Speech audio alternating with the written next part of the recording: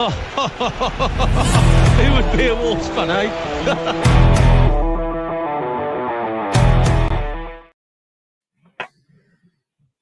Good evening, good morning, good afternoon, whenever you're watching this podcast or listening to this podcast.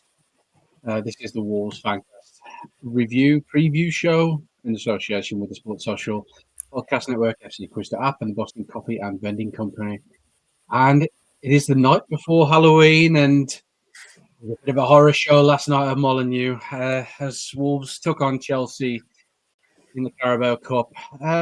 Join me to talk about it tonight. We've got a cavalcade of ghouls and monsters with Josh Lem, Tom Calvert, and Ali. How are we all doing, Josh? How are you feeling the day after the night that was? Well, the night after Chelsea, let's call it. Well, good. It's been a while since I've been on, so it's nice to be back on. So I still don't quite know what to make it yesterday. I was never going to get into it, but I'm still a bit puzzled and I don't know what to think. I just know how big Saturday is, obviously.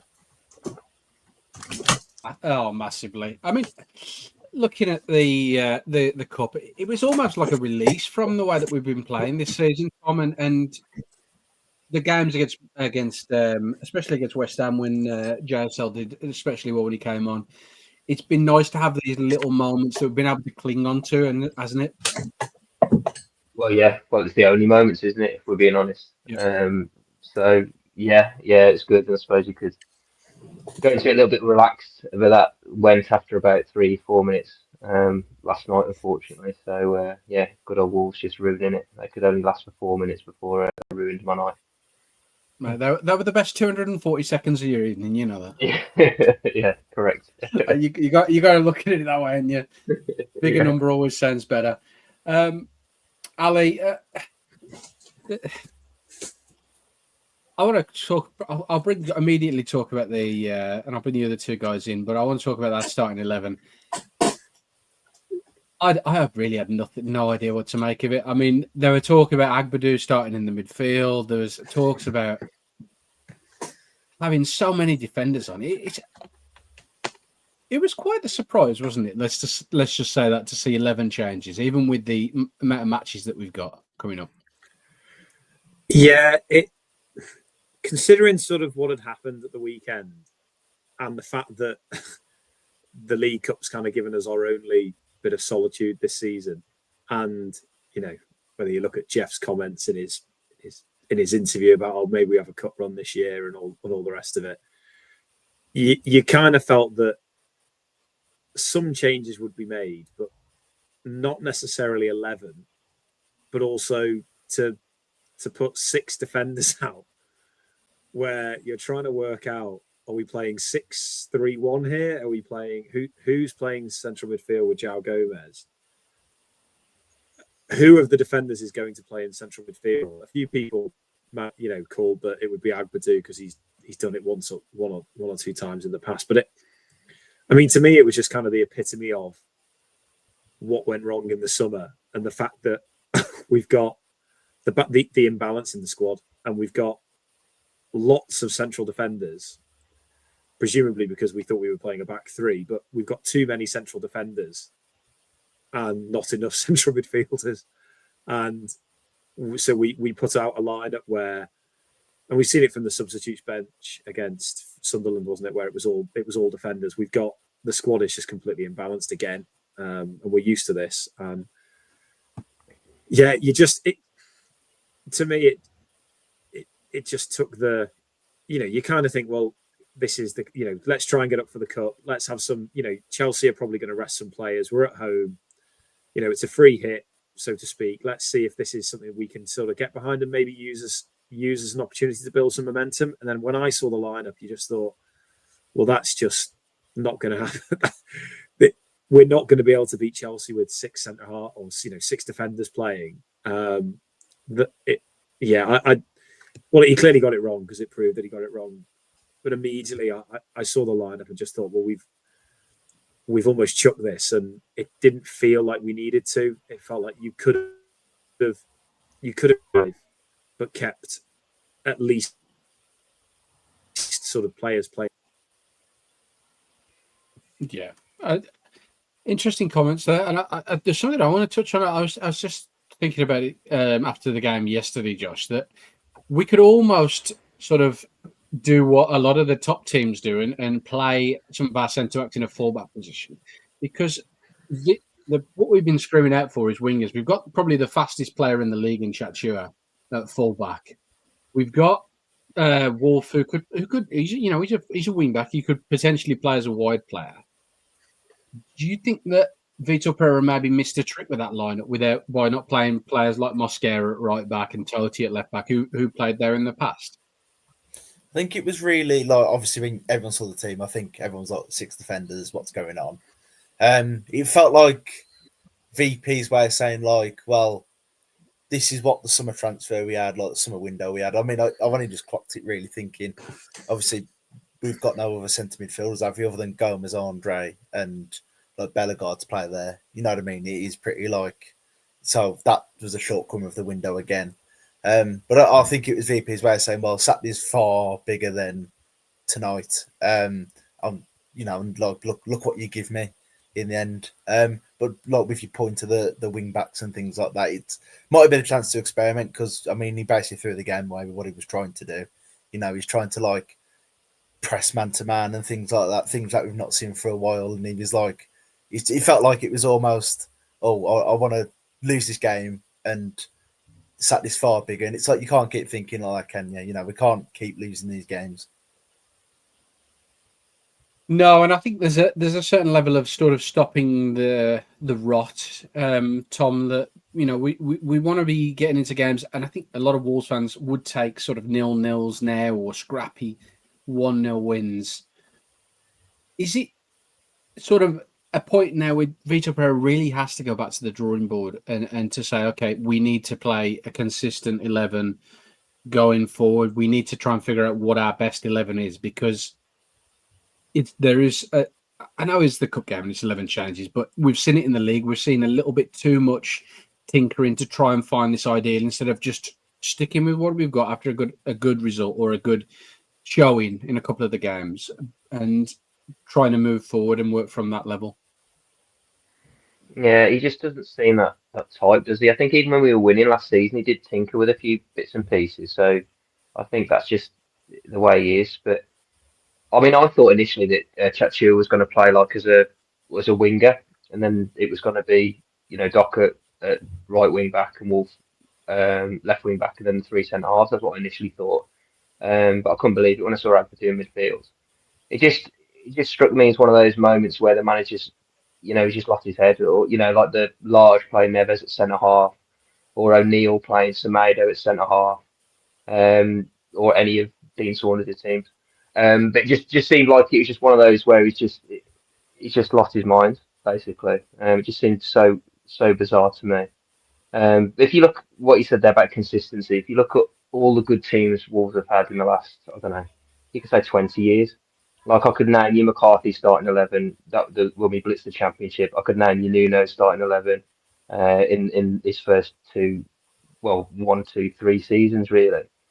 Teams are generally built on consistency, especially if you're not in Europe. I can understand it if you've got great players off the bench, or playing Euro competitions in the week. But even then, when we were doing that, we were still putting out the same 11.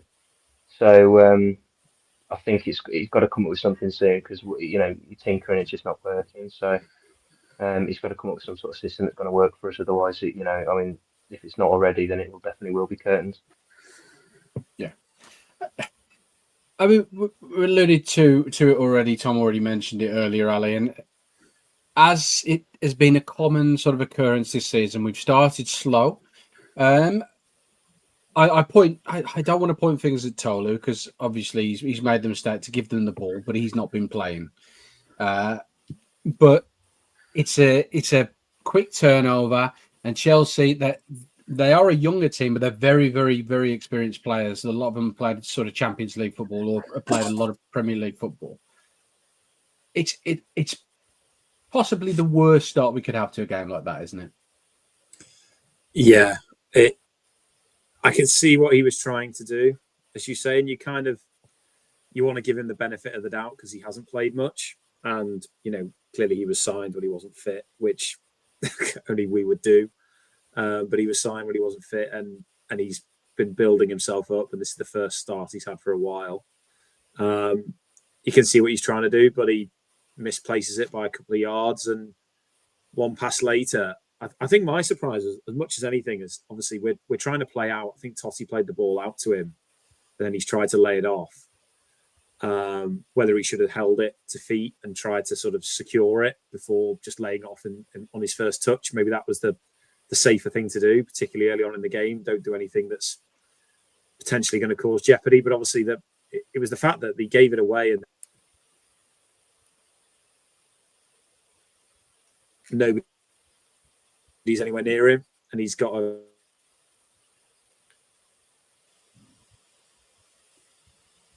that to me was that early on in the game to have that type of opportunity present itself to the opposition is just shows you how open we are and how easy we are to play against. I think Saka could do better with it. I'm sure we'll get onto that. I think Saka could do better with it. It just felt like he was flat-footed again. It didn't go right in the corner. It just felt he was slow to get down there. But yeah, it was just for after what happened at the weekend, the last thing we needed that to happen was that within 5 minutes we're one down. As Tom said, it was difficult for them, I suppose, because for the players that were out there, it's not easy being chucked into another new formation, 11 completely different players who haven't played. It isn't going to be easy, and that's where it comes into. Have a consistent setup that we're going to play. That's presumably how you sign your players on the back of. That's how you plan to play. We're going to play a certain way. We're going to sign players who play that way, and not chop and change it. But that's what it reeked of to me. That it was the first 5 minutes of the game where they're all playing sort of a bit out of position. One pass completely, one mislaid pass from Tolu, and we're completely. And you've got somebody 20 yards out from goal without anybody anywhere near him, and a free shot at goal. And after 5 minutes, it's just very us at the moment, isn't it? Yeah. And I think sort of talking about shooting yourself in the foot, I mean, Jose Sarr, as you alluded to, didn't really cover himself with that many plaudits, Josh. And we've all seen the video of Jose Sarr outside the ground saying, what can I do from the bench? Well, I think you should fucking stay there after some of that performance yesterday. I'm not going to lie, but it was awful. Not just in this moment, but throughout the whole game, wasn't he, Jose Sarr, Josh? Yeah, I did think at the time. I thought, like when I saw the goal, I was like, I know he's head of the box, he's got a free shot, but like Ali said, it's not really in the corner. It's not particularly quick. It's just, what it feels a bit like we saw this season. It's like, when your shitmate goes in goal at like football and it's like to shoot from anywhere. That's what it feels like at the minute. It's just like get a shot on target, it's going to go in, and that's the way it feels with him. And then I think with Sarr in general, I know he's not proven for his kicking, but last night it was really poor, and it's like you got a big striker in Tolu, and he's always having to run 3 or 4 yards either side, or if it's within 10 yards of the touchline, it's going out. It's hard to watch, and he has been a good signing for us, but last night has just solidified Johnston's starting place even more, and Johnston didn't play a minute. Very much true, yeah. When it rains, it pours. When it comes to Wolves, Tom, and little Dan has put his graphics on as always, and evil Saka, Tyrick George, he made Doherty look like a right fool, put him on the back track, almost put him on a stretcher. He almost injured him. It was that bad. I think that might be the easiest goal that he has all season for Chelsea, isn't it? Yeah, you think so. I mean, look at the bottom graphic. Look at the two centre halves there, and he's just slap bang in the middle of both of them. So neither of them have tracked. You probably put it on Totti because he can actually see him. But you saw it coming. I saw it coming as soon as they broke the press. I think Agbadu went and tried to press someone on the back of the edge of their box. He's apparently, well, I'm guessing, was supposed to be the holder, or at least the more assessed of the central midfielders. And as soon as they broke the press, we were outnumbered, and I knew they were going to score. In fact, I turned to my lad. I said, "They'll score it." because you could just see it coming a mile off, and the speed in which they broke is exactly the thing we just don't have the ability to do. We're really slow and ponderous in our build up, and you compare that to last night, they just cut through us straight away. Again, I like Doc, but I think he's this season he's been done a couple of times now, and I think he might have had his day. I mean, he got done so badly that he actually injured himself, so that's depressing enough in itself. So yeah, I just saw it coming a mile off. I just think it was all wrong all over the shop. We were well out of shape, and yeah, we didn't do ourselves any favours in the defence in it either. Yeah, I think they all went to Lavia, wasn't it? 3 of them went to try and press Lavia, and he turned. And exactly as you said, Tom, you saw you could see it coming. Go, they will score here because they've broken our press, and it's unusual because we haven't done that this season. Last season, when Pereira came in, was it away at Liverpool? We were quite second half. We pressed, and it looked like a different way, but we haven't done that this season. And I think at the start of the game, he was trying to get them to do it, but I think Lavia is kind of renowned as somebody who's brilliant at doing exactly what he did, and 3 of them went to him, and 1 turn, and he's broken half the team, and they're at our back 4. You saw it coming. It was, as you said, it was painful. How far ahead you saw that goal coming.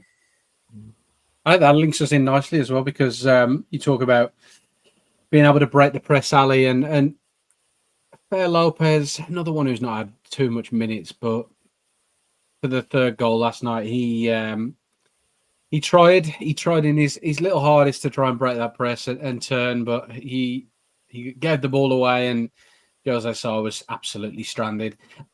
Where do you sit with this one, Ali? Do you think that Jose Sa, in being the senior player in the situation, should take a little bit more control, maybe put it into a safer area instead of putting the kid under pressure? Or do you think that, okay, fair Lopez, you've got to put your hands up here. You've made a pig's dinner of this? I don't think it's quite 6 of one and half a dozen of the other. I think it's probably sort of 9 of one, maybe, and 3 of the other. I'm prepared to have other people who will disagree with me on this. As you'll see from the graphic, and if you were watching it, you could see it quite clearly that when Sarr played it into Lopez, he pointed directly to where he should go, and I think it was Agbadou to Lopez's left to Sarr's right is where the pass should go. So Lopez kind of needed to open his body up and play it that way, or play it with his wrong foot, play with his right foot out to Agbadou. And I think had he done that with either his first or second touch, he maybe a better first touch, he could have done it. But because he tried to sort of almost go the other way, which clearly, as you can see in the graphic, the Chelsea player had already read that was the way he was going to go, he put himself in all sorts of trouble. I sympathise with Lopez because I think, A, he's obviously not had the minutes. B, he's a young lad.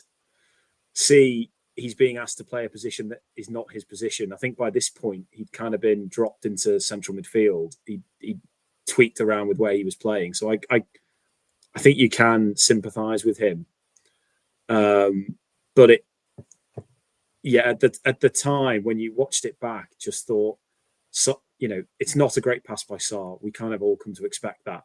He could have made it easier for him. He could have gone long. He didn't need to put him in that position. But there was quite an easy pass for Lopez to play. He probably tried to do more than he needed to. And I think that was kind of just the tip of the iceberg for his half in general. I thought there were lots of occasions where you basically can't trust to give him the ball in your own half. You can't give Lopez the ball in our half because he is prone to giving it away. I think you can see there is some talent there. You can see he's got a good left foot. You can see he can pick a pass, but it's a different league, and you don't get the time. And he looks, whilst he's tall, he looks lightweight. And I thought, there was no surprise to see him get hooked at half time. And I thought, like the Leeds game, yes, he has moments where he looks technically good, but he is far too easy for other people to get the ball off. And as you say, you can't play the ball to him in your own half because that's what happens. And the minute, it was a bit like Tom said before, the minute that pass went into him, you panicked and thought, because you could see what was happening, that they'd read him and they knew that they could press him and get it back. So yeah, I kind of think maybe 9 or 1. Sarr didn't do him many favors with the pass, but he still there were a number of other options he could have taken that wouldn't have resulted in what happened. No, I can agree with the sentiment on that one. Just a little bit more on Fair Lopez, Josh. Obviously, we know he was up to half time. Do you think that maybe, as Ali was saying, with him dropping further back into that sort of central midfield position, that, and I see Dean's talking about it in the comments as well, saying he's trying too hard to make an impact and it's backfiring, that Vitor Pereira probably isn't doing enough to protect players like this who are coming into the side where, okay, Agbadou, he's not playing in a position where he's comfortable, next to Joao Gomez, that maybe if he's going to use him, and he's going to use him in that sort of like 10 role, in that cam role, as some people call it, that he's got to have the proper players behind him to protect him so that he doesn't get caught in situations like that. And do you think that that's on sort of Vitor for making that decision last night? I think, at the time, I watched it with Dean last night, but I thought it was really weird that Lopez was receiving the ball off Sarr. I know he obviously he dropped a little bit deeper and things like that. I think Vitor tried to, going back into midfield, but I thought it was just really weird. I just wouldn't trust it. I wouldn't trust him with that yet. And then I think I do agree with that idea that I think he's trying to make a big impact because he's not had the minutes and you're more likely to. But you can kind of see he's very good in and around the box. He had that one little pass yesterday, which was going to back post, and Buonanotte defends it really well. I think it might be Totti. Gets a free chance if it, that'd have been a really smart bit of play. And I think that's where he needs to be. You want him in around the final third. You don't want him there on the edge of your own box. But with a point of Vitor protecting players and things like that, I think it's a bit of, Vitor's also trying to protect himself. And, obviously everyone's kind of been clamouring for Lopez being out of the team, myself included. And then he comes in, makes a mistake. It's like, well, hang on, this is what you wanted, getting what you wanted. And I also think as well, obviously, depending who or what the account was that came up the other day on Twitter that was giving everyone abuse and things like that, that could be related to VP, obviously, that we're not sure.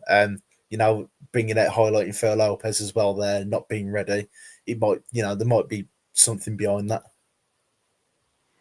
I'm getting Fabio vibes already. I'll be honest. I think it's mirroring it for me. So he's a Mendes client. He's come in. He looks technically fine. I think he technically has got the ability. He looks too lightweight. Like Ali said, he's too easy to get off the ball. He's trying really hard to impress. His work rate seems fine. He seems like a really good kid, and I really felt for him last night. And I've got no doubt he will have a good career in football, but I'm almost certain it won't be at Wolves, and pretty certain it won't be in English football either. I think he's in midfield Fabio already. I mean, it's probably harsh, a bit early to say that, but for me, it's going exactly the same way. It feels again like Fabio, the move is too early in his career. He hasn't played. Has he played 19 games or something?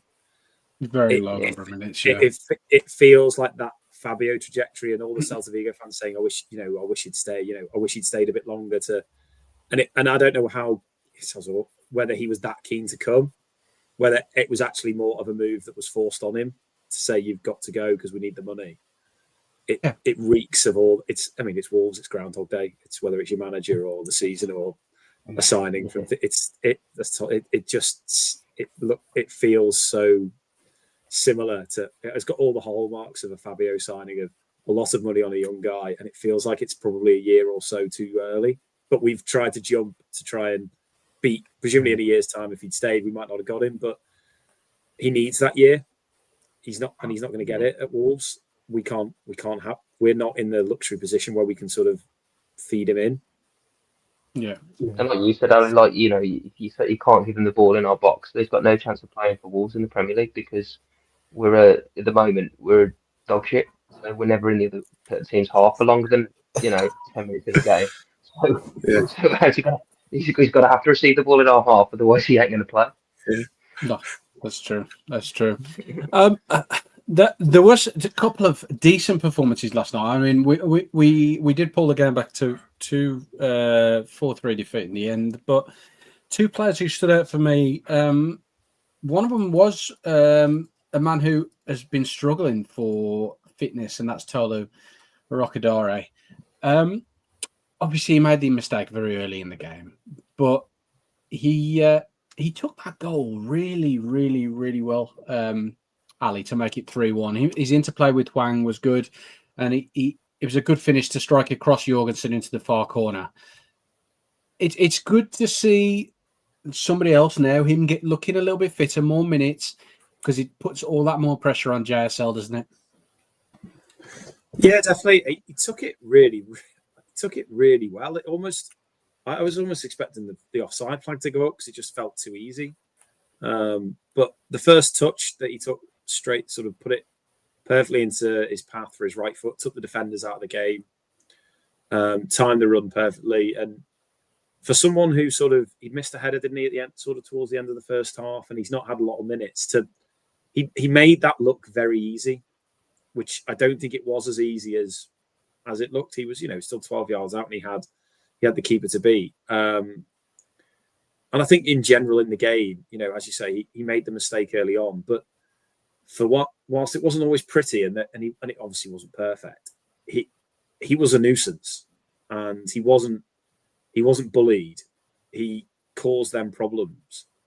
And I suppose compared to the weekend when we've watched JSL sort of be bullied by Twanzebe over and over again and trying to buy fouls and things, and you just don't feel like that Tolu would do that. So it was quite refreshing to see the way he played. I think he's definitely given Vitor a decision to make, whether he plays Tolu, JSL, or both. I think he's given him a really big call there because he scored the goal, but I just think in general until he was subbed, you just always felt he was a threat, that he would cause them problems. And it was a bit of a surprise when he came off, because you thought even if he's knackered, he's not really. All we're asking him to do now is standing around the box. You don't need to exert yourself. You've got JSL next to you now. You've got other players around you. Just keep doing what you're doing. You kind of feel if a chance falls to him, there's you kind of back him, don't you? Yeah, I think so. And I think I always say it's nice to have headaches like this, where you've got two very, very good players. Obviously, Rokodare is showing his qualities now, Josh. But I think this might be a headache at the wrong time for Vitor Pereira, because he's got JSL who's out of form. Yeah, he's got the one league goal. He's got a couple of goals in the cup like Tolu has. But knowing Vitor, he's probably not going to change it too much. He's going to stick with that one striker. He's now got this really big problem about, does he go with the Super Eagles star Tolu, or does he go with the Norwegian Jørgen Strand Larsen? Where do you think he sits for the weekend? Do you think Tolu has a chance of starting in that game against Fulham? I think definitely got a chance. I did find the sub really weird because he didn't sub me off till gone 80 minutes, I think. And I was there and I was like, well, you've also bought Strand Larsen. Surely, and we was only goal behind, surely you'd be playing both right now and, trying to hit the box, get the ball in and play, let's play off at each other. So, and, I feel like we were 5-10 minutes ago, you just left him on. So maybe that was a sign that he might start the weekend. I feel like with Strand Larsen, we know what we're going to get. Not a lot of hold up. He's a good penalty box striker. If he gets a chance, he's probably going to score, but we can't seem to get a chance for him at the minute. So it might not hurt just to have, see what Tolu can do from the start again. Because I thought, other than the mistake, he was trying, and a lot of times he was on his own. But second half, when Hwang was in and around him, and Manetzi got easier for him, and you could see he grew into the game much better.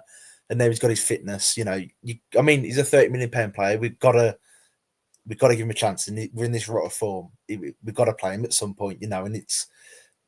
And if you're not going to play him now, then VP's going to end up getting sacked and never playing this guy who cost £30 million. So at some point, you got to stick him in and go, right, Larsen, you have to sit on the bench for a couple of games, and we're going to try this now. Yeah, Yeah, I think he's definitely got that problem now, and ahead of the weekend. I mean, looking at his time so far, Tom and Tolu, and as a fellow powerful forward like him, like yourself, would you make of Arokadori's time so far in the Gold and Black? Okay, promising. I'll probably describe it as. I think his movement in the first half wasn't great. I think he didn't really, I don't know, didn't seem to create much space in and around the box for himself or for people to pass it to him. I thought. I was a bit disappointed with that header. I think that was actually quite a good chance, especially for someone as big as him. But I thought second half he did really well. The finish was fantastic. Like Ali said, he took it really, really well, as he did the Everton one. You know, that's a proper clinical striker who's scoring those types of goals. So yeah, promising, I would say. I'd like to see him get a run of games. But like I say, Larson's not really pulling up any trees. I don't know if it'll be this weekend. But yeah, absolutely got to play him sooner rather than later. Maybe the reverse fixture in Chelsea game. Maybe he'll try him again there. But again, it's a bit harsh throwing him in Chelsea away, where he's probably not going to get too much of the ball. Although it's probably the type of game where you need someone who's going to hold the ball up to just get you up the pitch a little bit. So maybe that's the game for him. Yeah, I agree. There's definitely going to be a point in which he will need to be involved. And as I was saying, there was a couple of players who did really well last night, and the other one is in an area where we don't really need a headache like this, but that is left wing back, and a man who really didn't do a lot in pre-season, and we were all worried about was a bit of a foul. He was David Muller-Wolf, but that man got a couple of goals last night, and I think that his first goal was probably even better than Tolu's goal. That was a fantastic strike, well worked. I know Chelsea are really, really weak off throw-ins, Ali, but he put a really nice performance in last night, and I think beside the two goals, he went about the game in a confident and methodical way, didn't he? Yeah, absolutely. Yeah, definitely. I think, as you said, beside the two goals, he played really well. First half, he was up and down. I think out of the first half players, he was probably one of the few who could come off and say, "I've not really had a terrible half there." And second half, again, he looked like a different player than we've seen so far. He looked confident, a bit quicker. It's very tidy on the ball. Always an option. It's just it's that point, isn't it, that we've got a headache in an area of the pitch where we've actually already had somebody play quite well this season. Of our few sort of players who haven't done badly. Not saying he's not setting the world alight in a team that's bottom without a win, but Bueno, I actually think has been okay and looks a threat. But yeah, Muller-Wolf, that was by far and away his best game in a Wolf shirt. And it's no bad thing to have him with his, and it does feel like he may be a bit of a confidence player that he's been described as quite shy. And was it early on in the Bournemouth game when he had a start, he sort of got clean through, and you could tell he wasn't really sure what to do with it, and didn't quite have he didn't really back himself to take it on. Last night he looked confident and he looked up for it. And the finish for the first goal he scored was taken really well, and the fact that he was in there for the second one, and he was a breath of fresh air. It was really good to see. Maybe this is a sign the players we signed, they're finally coming to, they're getting used to it, and they're coming up to speed. It just does feel you've made the point, Jeffo, that it's great, but they're headaches maybe where we don't need headaches. We need don't use the word solutions. I'm about to use it, but we need headaches in areas that our players are where we're short and we're not necessarily excelling. But yeah, I suppose we take what we can get at the moment. But yeah, I thought he played really, really well. And again, I think that's a really tricky decision now. Does he drop Bueno, who he didn't seem to fancy early on, but has sort of played his way into Vitor's lineup? Does he stick with Bueno? Does he try and squeeze them both in? I do feel like this team was set up. The summer was around having wing backs. I did feel that was how they were doing it, and so that it's one or the other, not both. Whether you could play one as a left back and one as a left, I don't know. Yeah, I think you've sort of led me nicely onto another question that for you, Josh, is that looking at between Bueno and Wolf, obviously, we in theory we should be going to a back four again. We're going to have Krejci and Santi Bueno back in defence against Fulham, unless Vitor Pereira throws something against the wall again. Who do you think, going off of what we've seen so far? I mean, I know it's limited with Muller Wolf, but who do you think is more suited to playing that sort of left back position as opposed to a wing back? I've got to be honest, I've not been overly enamoured by either. I don't think Bueno's been too bad. I think he's had better individual games. I thought he'd like Tottenham away, he did well. For the problem is there's such little production. I know like Muller Wolf scored like 2 goals yesterday and he got an assist against Everton, but I feel like there's such little production coming from kind of full back at the minute, and I don't know kind of where I'll sit with it.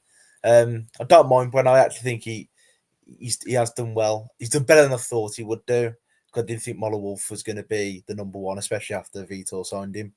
I just, like I say, I'm not really keen on either. I think Muller Wolf is quite slow. You know, I wouldn't trust him to go and beat a man one-on-one. The one thing that I did like last night, especially about the second goal, it was obviously quite nice to see a wing back arriving late at the back post again. I mean, it's been years since we've seen that with like Doherty, so that was nice to see. Hopefully, it's the start of something, especially because I kind of wonder if he'll go back to 5 at the back Saturday. I wouldn't be surprised. I think he might go for the tried and trusted like 5-2-3, and switch it up that way. You know, I think Agbadu and Mascara will come in and he'll play Krejci left centre half and his mid, because I feel like he's getting desperate now. He's going to start playing, you know, he's going to start chopping, changing and playing his best players again. So I'd say maybe it's the start of something. Maybe I think Moller's probably a bit more suited to left wing back and Bueno's suited to playing left back. Yeah, I think you're probably right with that one. Sort of wrapping the game up. I don't really want to talk about Chelsea's fault, but let's. I'll come to you just on as a quick one on it, Tom. It's a fantastic goal, but we weren't really switched on, were we? And what JSL didn't really cover himself in too much plaudits in his work rate and defending, did he? No, and they're 10 men at that point, which makes it even worse. It's from our throw-in, so if you're conceding a goal from a throw-in from your own throw-in against 10 men, it's pretty sad. I mean, you can't take anything away from the goal. I mean, it's just a wonder strike, and it's just our luck as well. Like, it's the post. Like if it was a hit anywhere other than that, it would have probably just gone across the line and sort of gone out. But it's just snuck in on the other side. Yeah, it's a shame really, because we had really felt like we were in. Well, we sort of did have it in the end, but it really felt like we were in for like a really exciting sort of last 10 minutes really. It just sort of took the wind out of the sails a little bit. But yeah, I think they weren't switched on. I think they were thinking too much about going forward, and that's what ultimately cost them. Gave so much space to someone again. Like I say, when they were playing with 10 men, it's just a shame really. But a great strike, brilliant strike. Yeah. I think that's enough moaning about Chelsea. I think we'll just take a little break there. There'll be, for those who are listening on Spotify or wherever you listen to podcasts, there'll be a couple of ads. But for those watching on YouTube, we'll be back after this short break.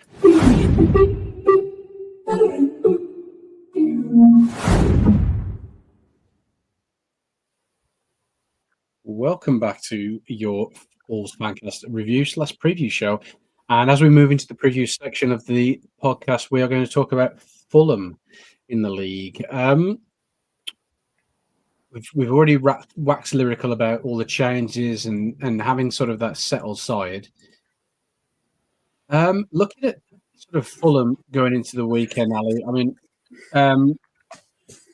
they've got some old Wolves players. I mean, Dean's already put it in the comments about Adama Traore. He's been playing a lot of minutes at that side. They've got a lot of pace on the side. They've got a lot of quality, but like us, they lack that little bit of bite. There's a lot of pressure on Raul Jimenez to provide goals. I think it's a good opportunity for us to go to a side who ain't performing too well in Fulham and potentially use this as a springboard to kickstart the season.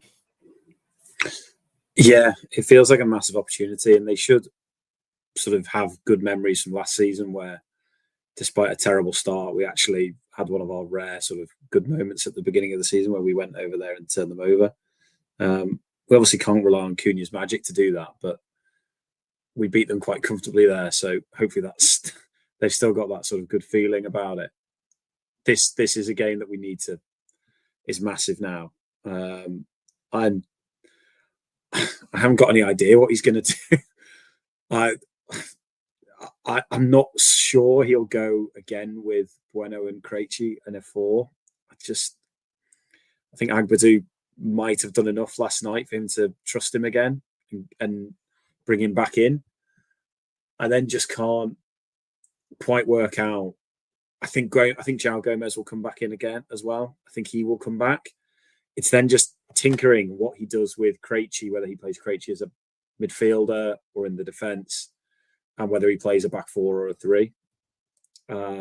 It's not a great sign that after 9 weeks of the season we have absolutely no idea what formation he's going to play. Never mind what players he's going to play. But I'm all ears for what people think about what formation he's going to play and what players are going to fit in it. I think Agbadou will come back, and I think Gomez will come back. But as you say, going back to the original point, I think this is a massive opportunity, and we have to show something. We've got to try and build on the second half. You know, people can read into the second half in that game against Chelsea and how hard it was to read, but it has to start sort of now. If Vitor's going to hang on, he needs something out of this game, and it needs to show something. We need to start well and build on a second half where technically we beat Chelsea in the second half. It has to happen now. Yeah. I think one of his sort of headaches, Josh, and that seems to be the key word of this podcast, is headaches. And that man who really is the headache, because he's a very, very good player, is Ladislav Krejci. And he's shown that he can play in midfield. He showed that he can play in defence.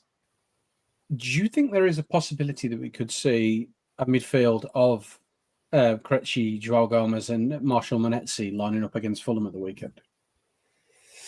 I'd be surprised. I think if I as I sit here now, I'd say I think the weekend, I think he'll go back to a back 5. I think he'll go Johnston, Mollowolf, Krejci, Agbadou, Mosquera. I think he'll probably play Jackson right wing back because no one else is fit. I think he'll play a midfield 2 of Gomez and Andre, and I think he'll play a front 3 of Tolu, Monetzi, and Arias. I think he's going to revert back to kind of what worked to a point last season and try and see if he can fit with that. That's what I suspect that I think he's going to do. I think he's going to try and put all his players together. I think must win. I mean, I feel like we say it every week, but I feel like this is seriously like must win, you know. And I said today, I was on about it at work, I feel like as much as it's negative and I do think we'll go down and things like that, if you get a win Saturday, you're kind of back in it. You go within 3 points of 17th place, which is Fulham. So I kind of feel like Saturday is do or die. They've got to find a way to win somehow. If they don't win Saturday, then you know a draw is simply not good enough. They've got to go and win there. Yeah, I think it's got to be a hook or by crook really situation, Tom. That we've got to grind something out. We've got to try and keep it to at least, at the very most, 1 goal conceded against Fulham. How do you think he achieves that? Because I've been very impressed with Santi Bueno. I don't think he should be dropping out the side for anyone. I think he's been an absolute breath of fresh air. But as the other two have alluded to, Agbadou's done very well in that game against Chelsea. He looks a little bit fresher, looks more like himself again. How does Vitor put a team together to stop Fulham scoring? I agree with Josh. I think Agba's going to come back in. I thought he did look a bit more like his old self last night. Not perfect, but he looked a lot better. And I think Yeah, even like you said, a bit more swagger about him, I think, but in a good way. Because I think not the relaxed way that we saw in pre-season, but I think he actually looked quite dominant. Back a bit more back to his old self. I think Santi probably will stay, and I think because he's probably done enough in the games. And yeah, I'm a massive fan of Krejci. He's been our best player this season by a long way, in my opinion. And I think he was one of the main reasons why that second half happened last night because um, from all angles, really, he's a definite leader on the pitch. You could see it. In fact, my 10-year-old called it out. He sort of said, like, you can see that he's sort of telling people what to do. And we don't have any of that. Totti sure as shit doesn't do it. Um, so whatever gets Krejci on the ball the most, to be honest, whether that be at the back or in midfield. I mean, I wouldn't be against seeing sort of a Krejci, Andre, and Gomez sort of midfield three, but then I don't know how light that leaves you at the back. So I try and play whatever formation gets sort of your best players on the ball more, and Krejci, Andre, and João Gomez. So I think we just need a good start. I looked over I was just flicking through the results we've had this season, depressing as it was. We've not had many good first halves. I can maybe think of one or two where we've actually played pretty well. I thought Brighton was quite good. Tottenham wasn't awful, and after that I got stuck on good first halves, which is a goal right showing fight and spirit when you're two goals down, 3 goals down, like we've done in the last 2 games. But you've got to do it from the off, otherwise you're never going to be a successful football team. You've got to go for it straight away. No, you're right. If you find yourself shooting yourself in your foot and you're chasing your tail in football games, it's always an inevitability that you're going to lose a lot more than you're going to win if you put yourselves at a massive disadvantage. Stepping away from the Fulham game for just a second, because I know a lot of us have got questions over Vitor Pereira, and I think a lot of his comments have been sort of strange in recent weeks. And I think even last night, coming into it and sort of what he was saying in the post match side of things, Ali, talking about team spirit, I feel, reading at it from an outsider, I don't know, I might be biting the complete wrong end of the stick, but I feel like he's almost trying to keep the players on side because he is at a point and sort of on the precipice of sort of losing that dressing room. So I feel like maybe those comments are not truthful, not quite what he believes, but he's almost just trying to buy himself another couple of weeks to keep these players on side. Yeah, I was thinking about this earlier because obviously we've had sort of in the last week since the weekend, sort of the national press sort of picking up on Wolves, and stuff seems to be starting to be leaking out. And one of the points that's been in there is that the reason a year ago that O'Neill finally was put out of his misery was because she decided he sort of had lost the dressing room by the end and lost discipline, so that was the end of it.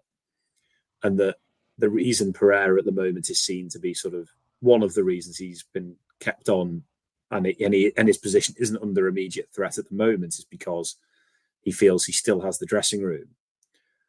I obviously don't live locally, so I don't hear as much from on the ground, but from what I see, I don't necessarily think the dressing room is behind him, or that there are certain players that you see things from that, you look at Andre sort of over the past sort of few weeks or even months since sort of he's been dropped and he's been targeted a bit by Pereira, he's been picked on. You see sort of Gomez sort of being dropped at the weekend, and even how he played against Sunderland, and then even at last night. It's never going to be a happy camp, is it, when you're losing every week? But I'm again happy to be corrected, but I don't, exactly like you say, Jeff, I don't look at it and think what I'm seeing on pictures and things, and what I'm seeing from the crowd is that is a happy camp and that they're all behind him. And I mean, some of the images of him last night when it was sort of 2-3-0 before sort of things happened in the second half. I mean, he looked like a broken man. He did not look like somebody who the team sort of, it was just an unfortunate thing that had happened, and they're still with him and they're still following what he's saying that they should do. It didn't look like that. And I'm happy for people who are at the game to actually say, no, that's nonsense. You can see that they are. But yeah, I think I agree. What he's saying doesn't actually mirror what I'm seeing from some of the from how the players look. I think he may well have lost some of them, and he either has to recover it very quickly, or it's impossible, and we're really just it's going to happen at some point. It just depends how much longer it keeps, how many sort of comebacks we make, and keep it just keeps his head above water. Yeah, I think so. I think he is sort of almost past the point now of treading water, and I think sort of looking at that, Josh. I mean, we obviously had the gonometer or the gonometer last season. Where are you with VP? I mean, I know he's lost a lot of the fans in the last week or so. And we almost heard chants last night of you getting sacked in the morning from the Wolves fans. Where are you in terms of, okay, Vitor Pereira, do you think that he's still got a chance of surviving, or do you think that it is an inevitability that he's going to get to a point where he's going to be removed from his post? I've got to be honest, personally, I don't know where I land with him. I kind of thought Sunday I just thought was bizarre. I just did not see what he was trying to gain out of that. I didn't know what the players thought. They should have got to the 18-yard box, put their hands up, bit of a clap, and just go down the tunnel, because I just do not see what he was gaining. I just didn't see what he thought he was doing with the comments afterwards about they were singing my name. They should be proud of the effort. Like that someone said on social media, it's not the fans' fault, but it's not just, it's not all your fault, Pereira, but it's certainly not the fans' fault. But then I watched the team, and I think 2-0 down to Burnley could have easily self-imploded. The comeback 2-2. I know they throw it away at the end, and then last night, you're 3-0 down. I mean, obviously Chelsea take the foot off the gas and drop into second gear. But I also think not many teams would then go and stick 3 goals past them. You know what I mean? I look at it and I do think the players are playing for him. I just think there is no quality there. But then I also don't know how much that second half was in spite of Pereira or was because of Pereira. At half time, he made a couple of subs, but I didn't look at the second half and go, wow, we've made so much, we've changed our shape so much. Wow, we've done so much tactically. What a masterclass this is. I don't know if that's being disingenuous to Pereira. Because I do feel for him. I feel like he has been properly shafted by the board, and obviously I know he made some of the signs himself and things like that. But I just think he's a dead man walking. Well, I think Saturday's the big one. I think if he loses Saturday, I think he's untenable. I don't think he'll come back from this anyway. Because I feel like we're kind of at the minute one bad result for implosion with him. But I don't know where I sit with him at the minute. I thought last night, first half, I was like, well, he won't be here Saturday, and then second half, I'm like, well, the players are still playing for him now. So, as I keep saying, Saturday's just so big. If they win Saturday, I think you're kind of back in, and the fans are back on side, and well, not fully back on side, but we'll be back a little bit, and it buys him a few more games. But obviously, it's all about Saturday. Yeah, I think there's a feeling that Wolves fans just want something to cheer about, Tom, and just want to be sort of happy to sort of enjoy a good moment, because we've had few and far between in the last 6 months. I mean, it is half a calendar year since we've last won a league game, which is I still think is a completely insane thing to say. But Vitor Pereira, I mean, as Josh saying, he's not exactly sure where he sits with him. We've not had these moments like we had under Gary O'Neill, where we had the Ipswich moment where we lost complete control of discipline. But it's the other end of the scale where we're not seeing any sort of idea on the pitch or any sort of improvement. We seem to be doing this insanity approach, don't we? That we're doing the same thing over and over again, expecting a different result, but everything always comes back the same. Yeah, I agree. I think I'm probably more like Josh. I don't, probably for the last few games really, I don't look at a bunch of players who are sort of down tools and are not putting the effort in. I just see a group of players that probably aren't good enough to finish in the top 17 places in the Premier League, unfortunately, sad as that is to say. I think there's just ultimately a significant lack in quality. We've downgraded and downgraded and downgraded for years. And I think this is the season where it catches up, and VP hasn't been there for all those years. He's absolutely not without blame. I think he's made some baffling decisions this season. I think it's one of those where you could. I'm not saying Dyche, but you could get a Dyche type manager in with that group of players, and you could probably shithouse maybe even enough points to stay up, possibly. But I almost think to what end? For the same things happen next season and then the season again. So you can change the manager all you like, but unless something changes with ownership in regard to strategy or them selling up, I just don't think anything's going to change for the better anytime soon. I think you're right, and there hasn't been like a real cathartic moment. I don't think, although they nearly got that to the point on Sunday with his confrontation with the fans. But there's points in. The only one for me. I can't believe he kept his job after Everton. That was a performance where everything had just imploded, and he should have gone at that point. But then the board hung on and hung on and hung on. So I don't think. I think even if he loses on the weekend, I still don't think he'll get sacked. I still think that I'm expecting to see him in the dugout against Crystal Palace. I think he could probably lose the next 2 games and he won't get sacked, to be honest, because Jeff and Fosun have got the head so far up their arse that I just don't think they just don't think they'll do it anytime soon, to be honest. It's just a culmination of just shit decisions for season upon season, and it's a real sad state of affairs at the moment. I just don't see anything changing unless the ownership changes. Yeah, I think the comments sort of, you alluded to it then by just mentioning Jeff Shea. I think the comments from him sort of saying that he doesn't want to repeat the cycle. He doesn't want to bring in a new Saka manager, bring in a new one, and it continue.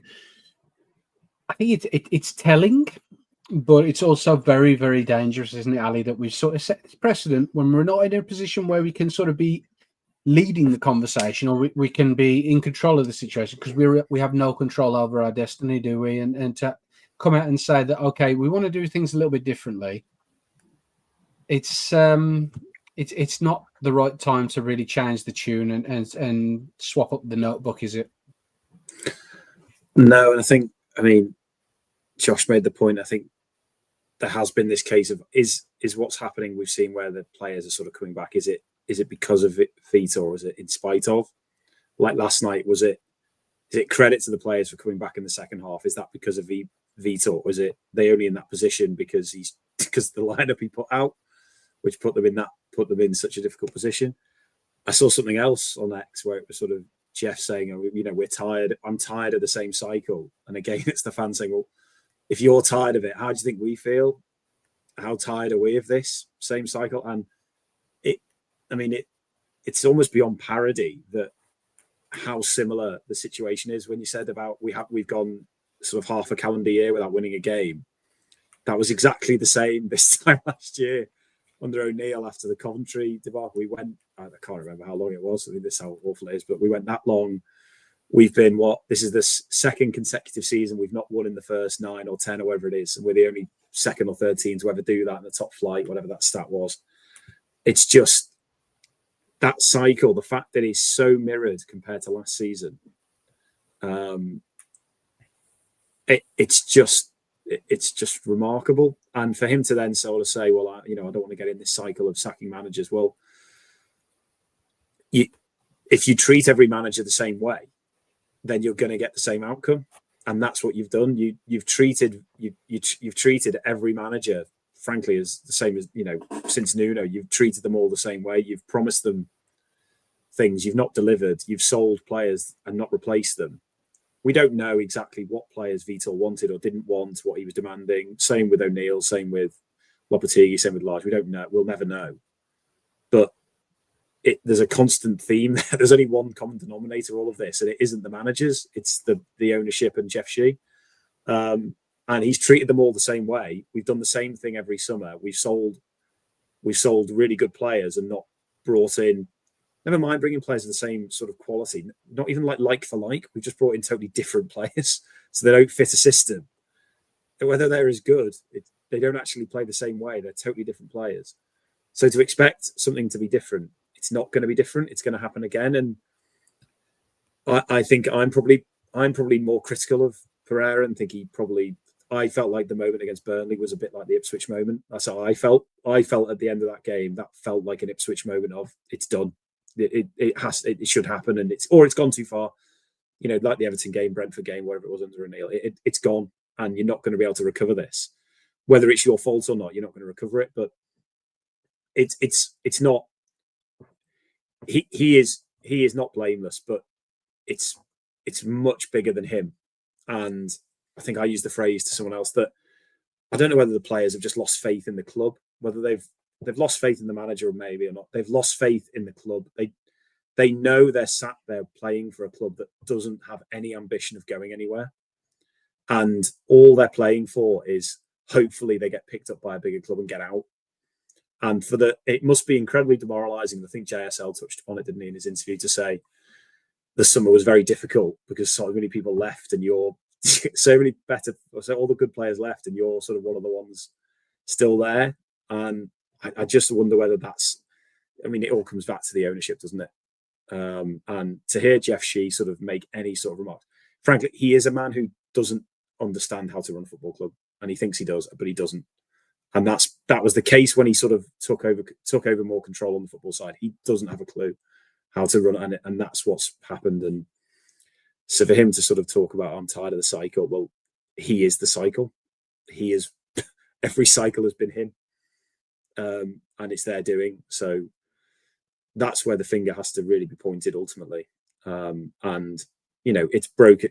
It's broken every manager we've had since sort of Nuno, and even Nuno, frankly, it's each manager works out that it just can't work. And I think my fear is then who can we ever get, because nobody's going to want to come. We're never going to attract anyone who's half decent. So maybe we do just stick with where we are, and hope the Pereira does something. Yeah, I think that's the biggest fear now, is that you sort of look at, okay, how do Bostin break this cycle, as you alluded to. And I think Jeff C being a common denominator, there are other people behind the scenes as well who might making financial decisions involved with the Bostin side of things, but they're not very preventative. There always seem to be firefighting, Josh, and they don't seem to. The planning side of things from Bostin always seems to go to the wrong point. They obviously get these list of players, they do the dossiers, they do the scouting, but they never get these players over the line. So it makes you think about above, like as Ali was saying, that the route really doesn't end with the managers. They are very good managers. Bruno Lage is a good manager. Gary O'Neill, okay, yeah, he's a fantastic coach, maybe not the best manager, but Vitor Pereira, very good manager. Nuno Espirito Santo, you've seen the magic that he did last season. It's only fucking Marinakis and his bullshit that means that he's still not at Forest.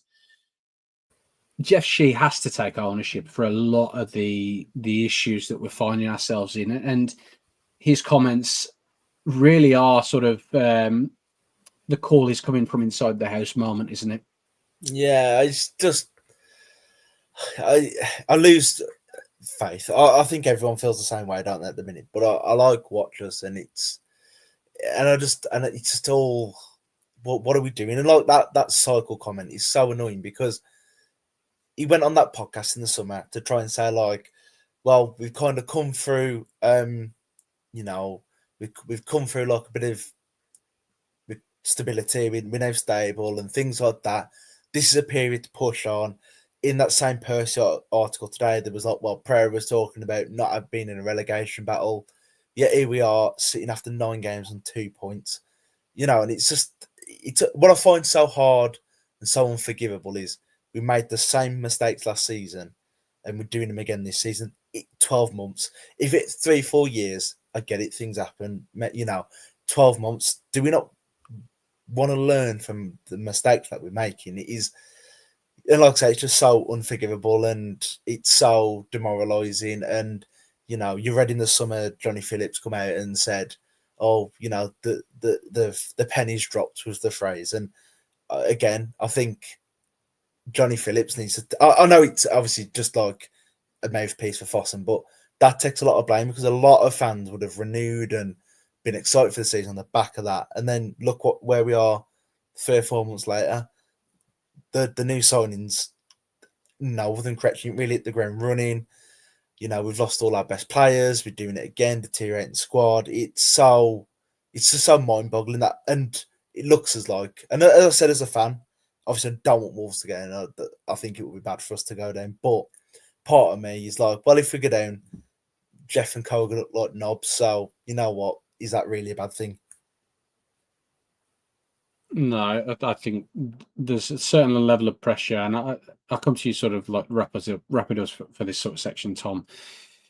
That Fosun have got a responsibility to not only, it doesn't matter about Wolves, above the football club. They have a financial responsibility to themselves to make sure that the value of the asset that they have in terms of Wolverhampton Wanderers Club retains as much value as possible. Their stewardship has not only damaged that, but they have stripped a lot of the value from Wolves, especially if we get relegated. They are going to lose a lot of money on this club, aren't they? Oh, 100%. I had this conversation with that last night. I think you'd probably say the club's probably lost. I don't know. I ain't a financial guru or anything, but you'd probably say it's worth. I don't know what, 30% less than it was 6 months ago alone, because someone's not going to take over this now and put the money in they would have done, you know, because it looks like a sinking ship. So, you know, they've probably wiped off, you know, 25-30% of their asset already just from the decisions they've made over the last few months. Someone said to me the other day, and he's absolutely right. I've never known someone that high up in such a big organisation talk so much bullshit, season upon season upon season, just talks absolute rubbish. I can't believe he thinks he's either just like in it for the comedy, or he's just absolutely brain dead. I don't get it. I mean, he came out in that podcast and said, "Oh, I'll take responsibility for last season because I wasn't around enough, but now I'm going to be around more, so things will be different." Well, if any difference that's been made has been an absolute negative, so it's got worse the more you've got involved.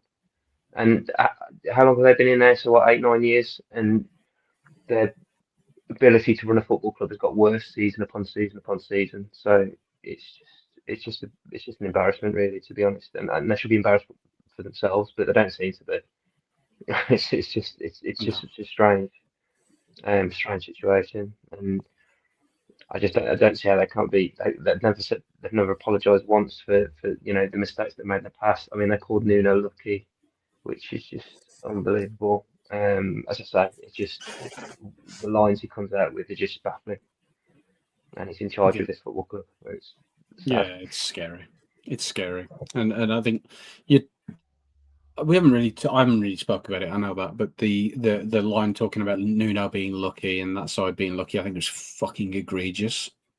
Pardon my French, but we had a very, very good side. Ruben Neves, Joao Moutinho, Raul Jimenez, some of the best players we've ever seen in the Wolves shirt, and Nuno had them working hard, and we ground out games. And one thing that we do fucking terribly now is conceding goals in the last 5 minutes of games. And the amount of goals that we scored in the last 5 minutes, last added times, Matt Doherty, especially one of the main characters in all of this, that doesn't come by luck. That comes from hard work and understanding and working together. And I think Jeff Shea saying things like that does not understand football and does not understand the willingness of and the work rate and the hard work that people have to put in to be a success, because he was given an opportunity to run a football club and has been nothing but abject failure.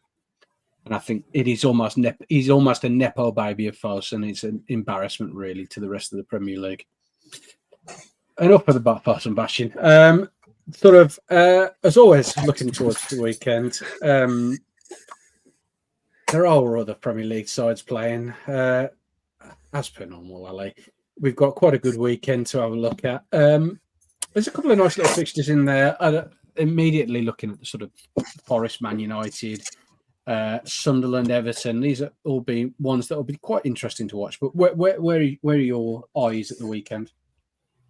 Just amen to that, Jifo. That was a good rant. Yeah, well done, mate. I hope you feel better after that. That was epic. Yeah, I do. Yeah.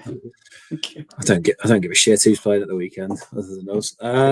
Let's have a look. I haven't looked at any of these games. Yeah, Forest United's an interesting game, isn't it? I mean, Everton away at Sunderland. I kind of like the Moyes factor going back to Sunderland, and I'm intrigued as to whether Sunderland are going to keep this up. As to where they are, I wish they weren't doing so well, but I don't like Everton doing well either. So I'm all for that. That's quite an interesting game, I think, because Moyes has got the history with Sunderland. I mean, we obviously need West Ham to drop points. I think Brighton have gone under the radar recently. It's not, we played them and they didn't pull up any trees. Burnley Arsenal, we need Arsenal. I mean, Burnley Arsenal is the set piece derby, isn't it? I mean, that's going to be a terrible game. Yeah, I think I'll enjoy the Monday night football. I think watching Everton away at Sunderland, that feels like that'll be a good game. But I think, frankly, it's huge for us, isn't it? That game down at the Cottage. That's all my attention will be there. Yeah. The other fixtures there, Josh. I mean, it is one of those weekends where sort of everything's lining up.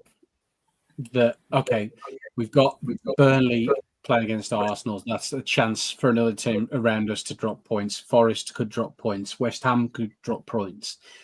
There is so much pressure on us to get a positive result against Fulham, isn't there? That so we can sort of begin clawing back, because it's going to be one of those weekends where the teams around us are inevitably going to lose, isn't it?